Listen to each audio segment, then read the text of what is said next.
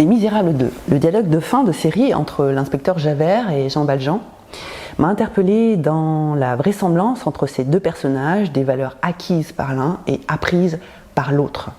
Entendez, ou plutôt lisez ce roman d'échange dans ce carrosse qui devait mener Jean Valjean en prison. Jean Valjean dit « Emmenez-moi chez moi quelques minutes seulement. Ensuite, vous ferez de moi ce que vous voulez. » Javert répond « Très bien, allons-y. Ce jeune homme, était-ce quelqu'un de particulièrement proche? Était-il cher à votre cœur ?»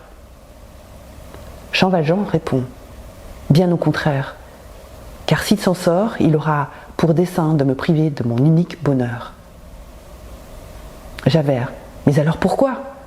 Vous êtes donc fou? Jean Valjean, non, je ne crois pas. Et vous?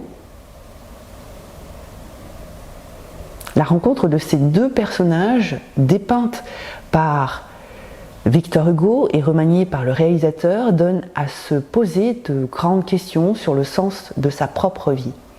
Pourquoi faisons-nous ce que nous faisons? Par amour? Par subtile réconciliation avec nous-mêmes? Par devoir? J'ai adoré cette réponse à cette question et ce retournement de question à la personne qui l'a posée. C'est toujours intéressant de répondre à une question posée et de la retourner à l'interlocuteur.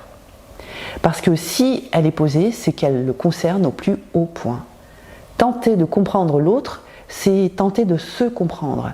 À partir du moment où Javert n'a pas réussi à comprendre les actes héroïques, donc altruistes de Jean Valjean, alors qu'il était censé se figer dans l'image d'un galérien sans aucun sens des valeurs, il s'est heurté à ses propres convictions et n'a donc plus trouvé un sens à sa vie.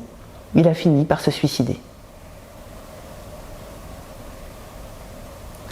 Ici, Victor Hugo s'attache à dévoiler les préjudices, les préjugés, les principes qui finalement nous habitent toutes et tous. Il s'attache également à croire que l'individu peut changer et modifier son orientation dans ce monde grâce à l'intervention d'un autre bienveillant, habité par un Dieu plus grand. Et si tout pouvait être aussi simple que le préconise Victor Hugo, dans la transmission, dans les fondements du don, pour faire entrevoir un espoir, une possibilité de percevoir le monde de façon idéaliste. Et si c'était si simple, pour quelles raisons certains d'entre nous se laissent aller à l'auto-sabotage? L'article sur la facilitation sociale peut donner un commencement de réponse à cette question fondamentale. Mes deux ouvrages, intitulés Organique et Cette nouvelle vie pourrait avoir plus de sens, explorer vos infinies possibilités, peuvent ouvrir de nouvelles perspectives pour se sentir bien avec soi-même et avec les autres. Vous trouverez également de nombreux articles sur mon site web joelinandriana.com. À bientôt. Je suis Joëline Andriana, docteur en psychologie, auteur et conférencier.